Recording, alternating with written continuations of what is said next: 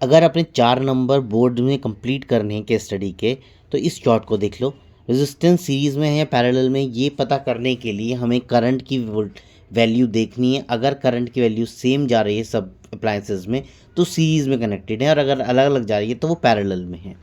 जब भी सर्किट का करंट निकालने की बात आएगी तो हमें इक्विवेलेंट कैलकुलेट करना पड़ेगा। अगर सारे रेजिस्टेंस सीरीज़ में हैं तो इक्विवेलेंट आएगा सबको ऐड करके, सबको ऐड करेंगे तो यानी कि रेजिस्टेंस मैक्सिमम आ गया, करंट मिनिमम आ जाएगा। पैरेलल में 1/RP equal to 1/R1 plus 1/R2, current resistance की वैल्यू मिनिमम होती है, करंट की वैल्यू मैक्सिमम होती है। तो ये चीज़ें ध्यान रखना। दूसरा, हमें सीरीज़ के केस में वोल्टेज सब रेजिस्टेंस में बट जाती है, पैरेलल में सब में सेम वोल्टेज जाती है।